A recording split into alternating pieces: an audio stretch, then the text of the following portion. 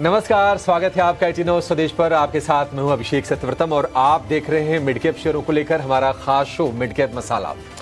आज बाजार की शुरुआत काफी कमजोर हुई थी, लेकिन लोअर लेवल से रिकवरी की कोशिश निफ्टी में हो रही है और अब जो गिरावट है निफ्टी पर वो रह गई है करीब 75 अंकों के आसपास के। निफ्टी बैंक हरे निशान में आने की तैयारी है। लोअर लेवल से करीब 3 से सवा 300 अंकों के आसपास की रिकवरी निफ्टी बैंक में हम देख चुके हैं और लगातार ये तीसरा सत्र है जब हम लोअर लेवल से बढ़िया रिकवरी निफ्टी बैंक में देख रहे हैं। मिड कैप स्मॉल कैप का प्रदर्शन रिलेटिवली थोड़ा सा बेहतर है। एडवांस डिक्लाइन रेशियो आपको बेहतर दिखेगा। 1426 शेयर हैं आज तेजी वाले और उसके मुकाबले करीब 1350 शेयर आज गिरावट के साथ कारोबार कर रहे हैं।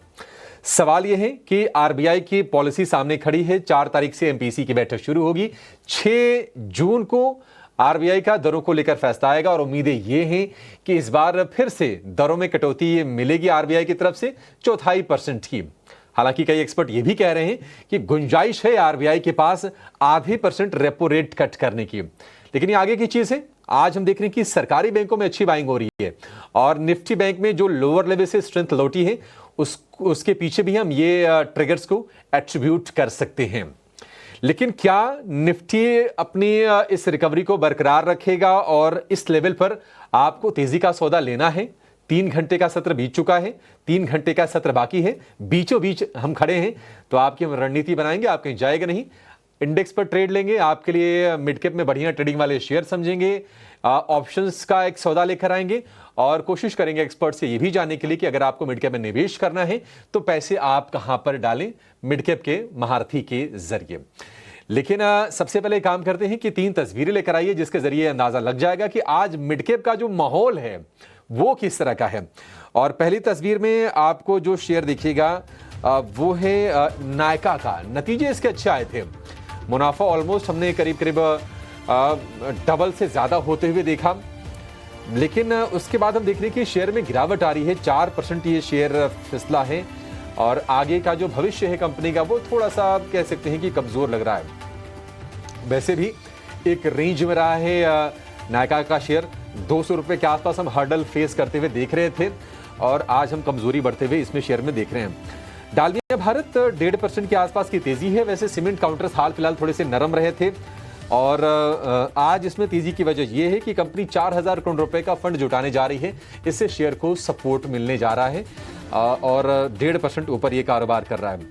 प्रेस्टीज एस्टेट कंस्ट्रक्शन से जुड़ा शेयर, रियल एस्टेट वाली कंपनी है। 4% मजबूत ये है और इसकी वजह यह है कि इंटीक ने लक्ष्य को बढ़ाकर कर दिया है 1972 रुपए और ब्रोकरेज के भरोसे के चलते आज हम देख रहे हैं कि निवेशक इसमें बाइंग कर रहे हैं। तो ये तीसरा शेयर हो गया। तो 2 शेयर तेजी वाला, 1 मंदी वाला और यही है आज मिड कैप का माहौल भी। चलिए एक्सपर्ट को जोड़ेंगे। हमारे साथ आज जुड़ गए हैं मेरे एसेट शेयर खान के कुणाल शाह। कुणाल जी, बहुत शुक्रिया आपका समय देने के लिए। स्वागत है आपका 18 स्वदेश पर। चर्चा की शुरुआत सीधे इंडेक्स पर ट्रेड लेकर करेंगे और समझेंगे कि मार्केट का मूड यहां से कैसा है, क्या करना है आपको, जानेंगे निफ्टी का 3 घंटे का ट्रेड।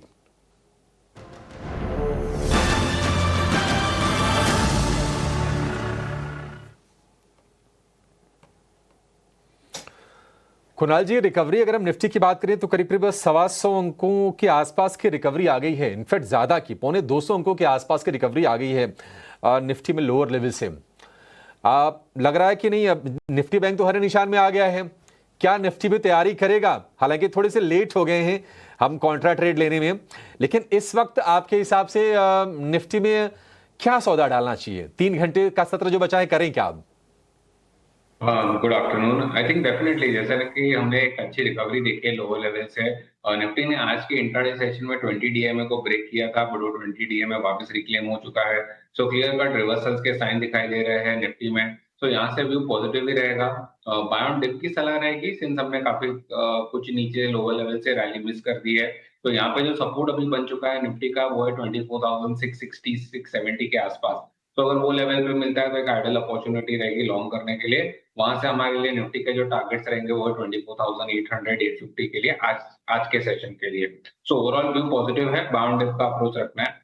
जहां तक बैंक निफ्टी की बात है, यहाँ पे व्यू काफी पॉजिटिव है, वन ऑफ द लीडर्स रहा है and clear cut out performance दिखाई दे रही है बैंक निफ्टी में। सो बैंक निफ्टी नए हाई के लिए रेडी हो चुका है, 55,800 के आसपास चल रहा है हमें लगता है 56,000 56,200 तक के टारगेट्स बैंक निफ्टी में आ सकते हैं। सो बैंक निफ्टी पे आप करंट लेवल्स पे भी बाय की सलाह रहेगी। 55,500 अभी एक स्ट्रॉन्ग सपोर्ट हो चुका है बैंक निफ्टी के लिए, तो उसी स्टॉप लॉस से बाय करिए और 56,200 250 के तो 400 के टारगेट्स के लिए उसको लॉन्ग कर सकते हैं। अगर बैंक निफ्टी में किसी को कॉल ऑप्शन के थ्रू प्ले करना है तो 56,000 कॉल को ही आप लॉन्ग कर सकते हैं।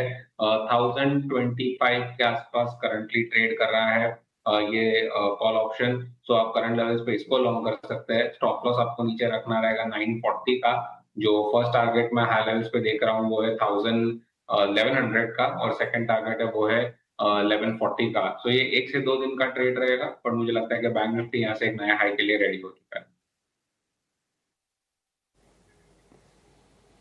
ठीक है, बैंक निफ्टी नए हाई के लिए रेडी हो गया है। 56,000 के आसपास के इसके 52 वीक हाई के लेवल्स हैं, और यहाँ से भी कुणाल जी कह रहे हैं कि आपके लिए ट्रेड के मौके बन रहे हैं। कम से कम 56,200 के टारगेट के लिए आप इसको ट्रेड कर सकते हैं। निफ्टी की बात करें, थोड़ी सी रिकवरी फास्ट हो गई। अगर 50-60 पॉइंट नीचे अगर मिल जाए आपको, यानी कि अगर 24,660 के आसपास मिले, तो निफ्टी को भी लॉन्ग कीजिए 24,850 तक के टारगेट के लिए। 24,800 24,850 तो दोनों में ही ट्रेड बन रहे हैं। निफ्टी में थोड़ा सा कंडीशनल है, शर्तों के साथ है कि नीचे आए तो बाय ऑन डिप्स है। कुणाल जी, आप मैं थोड़ी सुन नहीं पाया, आपकी आवाज थोड़ी बीच में शायद कट रही थी। निफ्टी बैंक के लिए आप कौन से कॉल में बाइंग करने की आप रिकमेंडेशन दे रहे थे? मैं बैंक निफ्टी में 56,000 जो स्ट्राइक प्राइस है उसका कॉल ऑप्शन की बाय करने के लिए, ये स्ट्राइक प्राइस है जहाँ पे हाईएस्ट ओपन इंटरेस्ट बिल्टअप है, और जैसे मार्केट मूव होना स्टार्ट होगा यहाँ पे कवरिंग आना स्टार्ट हो जाएगी। तो यहाँ पे मैं एक्सपेक्ट कर रहा हूँ कि मूव काफी शानदार रहेगा, सो उसको बाय करने की सलाह थी। 1020 के आसपास ट्रेड कर रहा है, सो वो लेवल पे आप बाय करिए। 940 का आपको स्टॉप लॉस रखना है डाउन साइड पे, और हाई लेवल्स पे 1100 से लेके 1150 तक के मैं टारगेट देख रहा हूँ बैंक निफ्टी। ठीक है, बढ़िया है। 56,000 वाली कॉल में आपको खरीदारी करनी है। 1020 के आसपास है। 940 का स्टॉप लॉस, 1100 और 1150 तक के टारगेट्स। तो आपको फ्यूचर्स के साथ साथ आपको ऑप्शन की भी रणनीति कुणाल जी ने लगे हाथ दे दी, और ये रिकवरी साफ साफ दिख रही है। निफ्टी बैंक 55,800 के आसपास आ गया है, और लगातार ये तीसरा सत्र है जब हम लोअर लेवल से ना बहुत अच्छी स्ट्रेंथ देख रहे हैं। निफ्टी बैंक में करीब 400 पॉइंट के आसपास की रैली हो गई है, और आपको ये नहीं भूलना चाहिए कि आज की जो लोअर लेवल से रिकवरी आई है ना, उसमें एचडीएफसी बैंक की तरफ से कोई खास योगदान है नहीं है। हालांकि शुरुआत में करीब 0.25% के आसपास की गिरावट थी, अभी भी करीब 0.25% के आसपास की नरमी हम एचडीएफसी बैंक के शेयर में देख रहे हैं। और अगर आईसीआईसी बैंक के शेयर को चेक करें तो वहां पर भी नरमी ही दिखेगी। 4.25% नरम आईसीआईसी बैंक का शेयर है। तो इन दोनों के सपोर्ट के बिना सरकारी बैंक अच्छे से आज फ्यूल कर रहे हैं। एसबीआई के शेयर को देखिए, करीब करीब 2% के आसपास की तेजी आपको एसबीआई के शेयर में इस वक्त 1% की तेजी, 820 रुपए के आसपास के प्राइसेस हो गए हैं एसबीआई के। बढ़िया, ठीक है, ये इंडेक्स रणनीति होगी। कुणाल जी, ये बताइए कि फिर स्टॉक्स में आपकी नजर कहां पर गई है? क्या बैंकिंग फाइनेंशियल पर ही आप दाव लगाने की सलाह देंगे? हाँ तो कौन सा शेयर है? आई थिंक मेरी नजर जहां तक है तो बैंक्स पे रहेगी। जैसे कि हमने डिस्कस किया कि बैंक्स में काफी अच्छा मोमेंटम बिल्डअप रहेगा, सो मेरा जो पहला पिक रहेगा वो है federal bank. I think bank Nifty जिस हिसाब से ब्रेकआउट देगा, सो मोमेंटम काफी स्ट्रांग रहेगा, और फेडरल बैंक ने ऑलरेडी हमें एक ब्रेकआउट दे चुका है टेक्निकल चार्ट्स पे वॉल्यूम्स के साथ। सो मुझे लग रहा है यहाँ पे मोमेंटम कंटिन्यू रहना चाहिए। 205.5 के आसपास चल रहा है, तो आप करंट लेवल्स पे बाय कर सकते हो। स्टॉप लॉस आपको जो रखना है डाउन साइड पे वो है 200 रुपए का, और हाई लेवल्स पे जो मेरे टारगेट्स रहेंगे वो है 211 फर्स्ट और 215 का दूसरा टारगेट रहेगा। सो फेडरल बैंक काफी अच्छा लग रहा है शॉर्ट टर्म पोजिशनल व्यू के लिए। सेकंड है वो है PSU banks. PSU banks as an index ने हमें ब्रेकआउट दे चुका है, and follow up momentum clear cut दिखाई दे रहा है, तो यहाँ पे अब बुलिश व्यू कंटिन्यू रहेगा। और स्टॉक रहेगा एसबीआई, जो कि पीएसयू बैंक का हैवी वेट है। मुझे लग रहा है यहाँ पे भी एक अच्छी खासी अपसाइड दिख सकती है अगले 10 से 15 दिनों में। सो पोजिशनल बाय है, आप एसबीआई को बाय करें। स्टॉप लॉस आपको रखना रहेगा 790 का, जो कि उसका 28 डे मूविंग एवरेज है, और हाई लेवल्स पे मैं जो टारगेट देख रहा हूँ वो है 850 और 870 का। क्यों नहीं? ठीक है, तो दो बैंकिंग शेयर हैं रडार पर। फेडरल बैंक 211 और 215 के टारगेट के लिए खरीदने की सलाह दे रहे हैं कुणाल जी आपको, और दिग्गज एसबीआई, इसमें आपके लिए जो टारगेट अब बन रहा है 850 870 की, 790 पर स्टॉप लॉस लगाना है, यहाँ से 30 रुपये नीचे का, 30 रुपये 50 रुपये ऊपर के टारगेट है। तो रिस्क रिवॉर्ड रेशियो के लिहाज से भी ये ठीक दिख रहे हैं शेयर, ये बढ़िया है। एक बार जरा ये भी समझ लेते हैं कि आज जो पीएसयू बैंकों में तेजी हो रही है उसके पीछे की वजह क्या है। देखिए, आरबीआई की मॉनेटरी पॉलिसी कमेटी की बैठक 4 जून से शुरू हो जाएगी। 6 जून को दरों पर फैसला आएगा और इस बार भी दरें घटने की उम्मीद है। कितनी दरें घट सकती हैं और इस तेजी के पीछे की वजह क्या, जरा समझ लेते हैं। हमारे सहयोगी रविंदर हमारे साथ जुड़ गए हैं कुछ डेटा और कुछ रिसर्च लेकर। रविंदर, बताइए। जी बिल्कुल, पीएसयू बैंक्स में जो है अच्छी खासी तेज़ी देखने को मिल रही है। अगर बात करें निफ्टी पीएसयू बैंक इंडेक्स की, तो इंडेक्स में जो है लगातार दूसरे दिन जो है तेज़ी देखने को मिल रही है और इस तेज़ी के पीछे कुछ की ट्रिगर है। सबसे पहला जो है फ्राइडे को आरबीआई की एमपीसी आउटकम जो है उसमें जो है 0.25% से लेकर 0.5% का जो है रेट कट एक्सपेक्ट किया जा रहा है और बड़े इन्वेस्टर जो है अब प्राइवेट बैंक से हटकर जो है पीएसयू बैंक की ओर रुख कर रहे हैं। और जो मानसून है better than normal monsoon forecast और स्ट्रॉन्ग कंजम्पशन डिमांड के चलते भी जो है पीएसयू बैंक में अच्छी खासी तेज़ी देखने को मिल रही है। अगर बात करें वैल्यूएशन फ्रंट की, यहाँ पर जो पब्लिक सेक्टर बैंक्स के जो वैल्यूएशन है वो अभी भी काफ़ी अट्रैक्टिव है और जो डिपॉजिट रेट में रिडक्शन है वो मोर बेनिफिशियल है as compared to private banks. और आखिर में जो FY26 का जो निम्स आउटलुक है प्राइवेट पब्लिक सेक्टर बैंक का वो पॉजिटिव है, जिसके चलते ओवरऑल सभी पीएसयू बैंक्स में जो है आज अच्छी खासी तेज़ी देखने को मिल रही है। ठीक है, शुक्रिया रविंदर। तो bank of Maharashtra, IOB, union bank, central bank, ये तमाम बैंक है जहां पर 4 से 6% के आसपास की तेजी आज के सत्र में हम देख रहे हैं। लेकिन जो प्राइवेट बैंकिंग स्पेस में जो हम देख रहे हैं कि जो कमजोरी है उसके पीछे वजह ये मानी जा रही है सेबी का रेगुलेशन।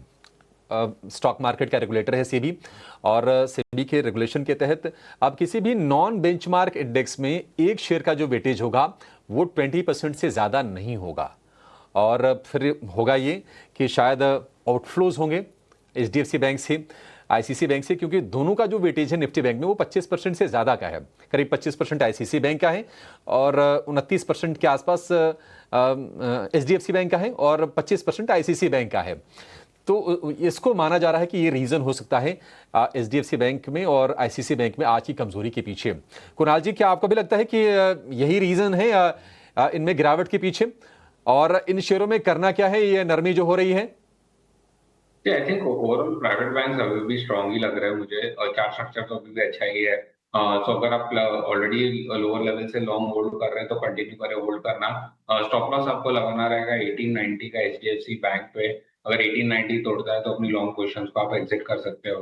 जहां तक आईसीआईसीआई बैंक की बात है, यहाँ पे भी स्ट्रक्चर इंटैक्ट है, ओवरऑल सेटअप अभी भी पॉजिटिव है। सिमिलर बात करूंगा मैं आईसीआईसीआई बैंक पे भी, लोअर लेवल्स पे 1415 का स्ट्रॉन्ग सपोर्ट है। तो आप अगर लोअर लेवल से होल्ड कर रहे हैं लॉन्ग तो कंटिन्यू करें। 14-15 का एक ट्रेडिंग स्टॉप लॉस रखे आईसीआईसीआई बैंक।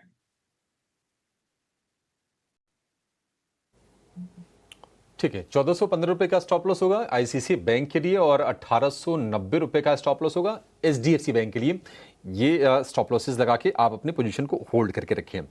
आज और कहां पर तेजी हो रही है, जरा उन शेयरों की लिस्ट आप स्क्रीन पर लेकर आइए। सरकार बैंकों की तो हमने जिक्र कर लिया कि बैंक ऑफ महाराष्ट्र में तेजी हो रही है, बाकी सरकारी बैंकों में तेजी हो रही है। येस बैंक का भी शेयर आज चल रहा है क्योंकि येस बैंक को लेकर खबरें आ रही है कि जो मित्सुई सुमितोमो बैंकिंग कॉरपोरेशन है एसएमबीसी, वो अपने स्टेक को थोड़ा और बढ़ा सकता है। इसके चलते येस बैंक चल रहा है। BHEL, Phoenix mills, max health care में तेजी हो रही है। लेकिन मार्केट रिलेटेड जो शेयर्स हैं, कैपिटल मार्केट रिलेटेड, चाहे वो सीडीएसएल हो जो कि डिपॉजिटरी कंपनी है, वहां पर जबरदस्त मूव हम देख रहे हैं।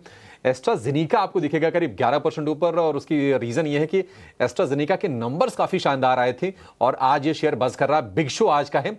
कैम्स, ये रजिस्ट्रार का काम करती है कंपनी, 4.5% ऊपर कैम्स के शेयर में तेजी में देखने को मिल रही है। एक राय आपसे सीडीएसएल पर भी चाहिए कुणाल जी और एस्ट्राजेनेका पर भी चाहिए, मल्टीनेशनल है ये, बताइए क्या करना चाहिए दोनों शेयरों में और दोनों में बड़ी बड़ी तेजी है। आई थिंक सीडीएसएल में एक बहुत स्ट्रॉन्ग मूव आया है। ये किसी को भी एक्सपेक्टेड नहीं था, ओवरऑल ट्रेंड पॉजिटिव भी था, बट आज का मूव थोड़ा सरप्राइजिंग था, तो अच्छा मूव आया है। सो अगर आप लॉन्ग होल्ड कर रहे हैं तो कंटिन्यू करें होल्ड करना। हायर लेवल्स पे जो मैं नेक्स्ट लेवल देख रहा हूँ स्टॉक के लिए वो है 1700 का। तो 1700 तक की जगह है अभी भी सीडीएसएल में ऊपर जाने के लिए। जहां तक AstraZeneca की बात है, यहाँ पे भी मूव काफी अच्छा रहा है, गैप अप ओपनिंग था, फॉलो ऑफ मोमेंटम कंटिन्यू रहा है यहाँ पे, तो मुझे लगता है कि नया हाइस के लिए रेडी हो चुका है स्टॉक। सो 9,200 9,400 तक के टारगेट्स आ सकते हैं AstraZeneca।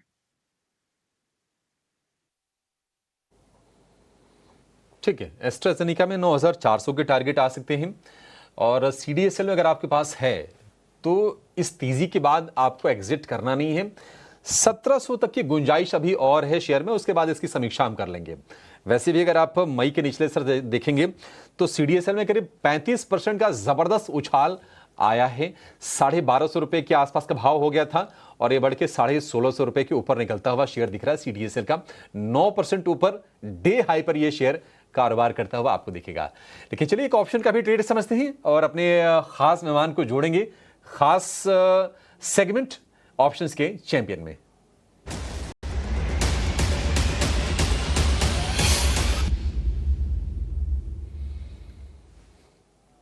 एंजल वन की स्नेहा सेठ हमारे साथ जुड़ गई हैं। स्नेहा जी, बहुत शुक्रिया आपका समय देने के लिए।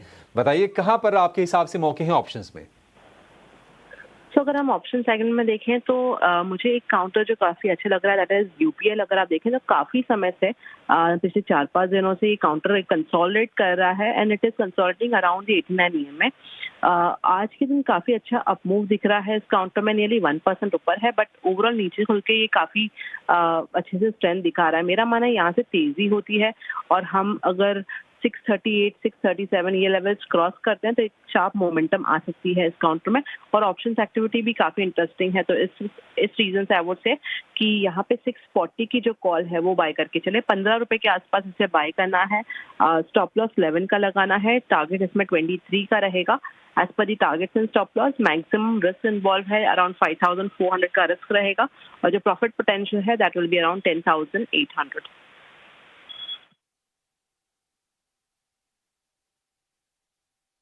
पीएल में 640 वाली कॉल खरीदनी है 15 रुपए के भाव पर, लक्ष्य 23 रुपए का, स्टॉप लॉस आपको लगाना है 11 रुपए का, अधिकतम मुनाफा 10,800, अधिकतम नुकसान उसके सीधे सीधे आधा 5,400। रिस्क रिवॉर्ड रेशियो इसमें है बेहतर और शेयर है 1% ऊपर, आपको खरीदारी करने की सलाह है। एक रेंज में है, बट रेंज में भी अगर आपके लिए मौके बन रहे हैं ट्रेड के तो आप उसका फायदा उठाइए और ये रणनीति आपके लिए स्नेहा की तरफ से। स्नेहा जी, बहुत शुक्रिया आपका समय देने के लिए और ये स्ट्रेटजी हमारे दर्शकों को सुझाने के लिए।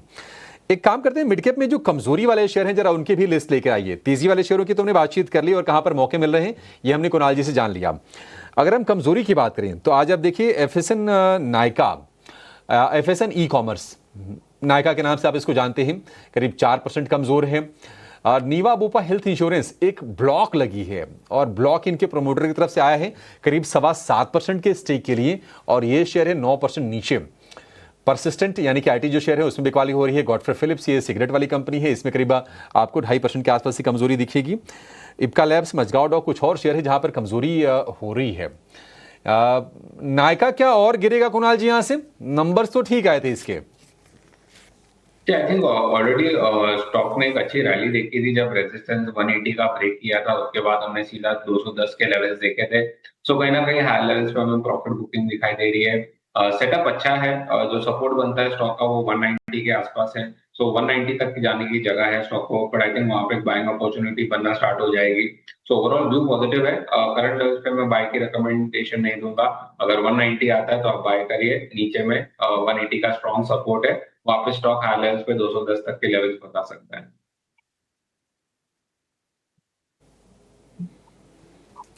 ठीक है, 210 तक के लेवल फिर से आ सकती है। 190 रुपए पर सपोर्ट है, उसके नीचे अगर गया तो फिर थोड़ी सी दिक्कतें और गहरा सकती हैं इस शेयर में। सरकारी कंपनी आईटीआई जो कि टेलीकॉम इक्विपमेंट के मैन्युफैक्चरर है, हमने देखा कि बैक टू बैक कुछ सत्र की अच्छी तेजी हुई और ये शेयर निकल गया था करीब 370 रुपए के आसपास, लेकिन वहां से अब 2 दिनों की प्रॉफिट टेकिंग से 330 रुपए पर आ गया है। 5% का लोअर सर्किट पर आज भी है, तो फिलहाल तो इसमें आप कुछ कर नहीं पाएंगे। लेकिन आईटीआई को लेकर कुणाल जी ये बताइए कि जिन्होंने मान लीजिए अगर इसमें 250-300 रुपए के भाव पर जिन्होंने पोजीशन ली होगी, क्या प्रॉफिट टेकिंग वो कर लें इसमें या फिर आपको लगता है कि नहीं ये शेयर थमेगा और फिर से रिकवरी दिखाएगा? फर्स्टली ये स्टॉक बहुत वॉलेटाइल है। आई थिंक मूवमेंट बहुत बड़ी रहती है, तो इसको कैच करना भी बहुत डिफिकल्ट हो जाता है। सो ऐसे स्टॉक्स में जनरली हम अवॉइड करते हैं, हमारे क्लाइंट्स को भी रिकमेंड नहीं करते हैं ट्रेड करने के लिए। बट ओवरऑल अगर कोई है फंसा हुआ अगर ये स्टॉक में, तो मुझे लग रहा है कि लो लेवल पे एक स्टॉप लॉस लगा के काम करिए, जो कि उसका 200 डीएमए है 300 के आसपास। सो आई थिंक 305 तक का लोगों ने जो डिमांड है लास्ट, अगर वो जोन भी टूट जाता है तो करेक्शन बढ़ा सकता है।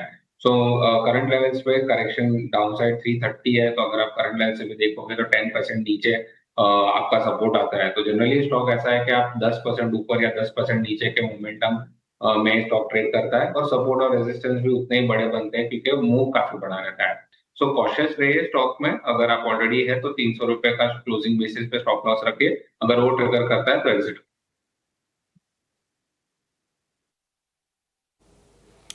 ठीक है, 300 रुपये का स्टॉप लॉस रखिए, अगर वो ट्रिगर होता है तो आपके लिए एग्जिट करने की सलाह है ITI लिमिटेड के शेयर से। चलिए अब निवेश वाला एक शेयर जान लेते हैं और एक दिग्गज मेहमान को जोड़ते हैं और उनसे समझते हैं कि मिड कैप में कहां पर अच्छे मौके हैं पैसे बनाने के, लंबी अवधि में लेकर आएंगे मिड कैप के महारथी को।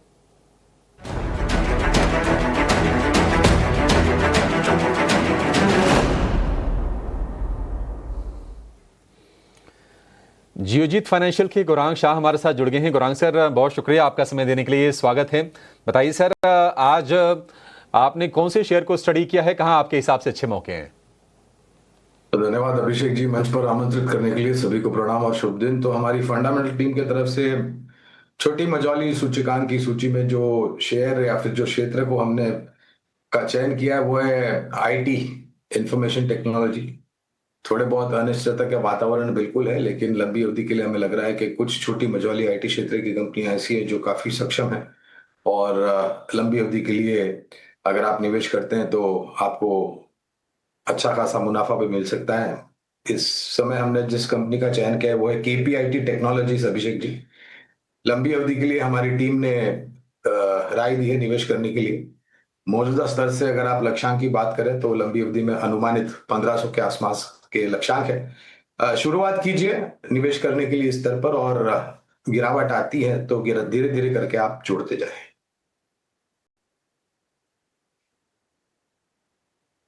बढ़िया कंपनी है KPIT के लिए मुझे याद है कि 2022-23 का जो दौर था ना, काफ़ी शानदार रहा था और लोगों ने जम के पैसे बनाए थे। लेकिन फंडामेंटली बढ़िया कंपनी है, आप इसमें निवेश कीजिए। एक साल में 1500 रुपये तक के टारगेट आ जाएंगे। फिलहाल 1350 रुपये के आसपास फिलहाल ये शेयर ट्रेड करता हुआ आपको दिखेगा। चलिए, इसी के साथ इस शो को यहाँ पर समाप्त करने का समय भी हो गया है। गौरांग सर और कुणाल जी, आप दोनों का बहुत शुक्रिया समय देने के लिए और हमारे तमाम दर्शकों को बढ़िया शेयर चुनकर बताने के लिए, टेक्निकल पैरामीटर पर भी और निवेश के लिए भी। फिलहाल इस शो में इतना है, लेकिन ब्रेक के बाद हम लेकर आएंगे कॉर्पोरेट कनेक्शंस। आप कहीं जाइएगा नहीं। नमस्कार।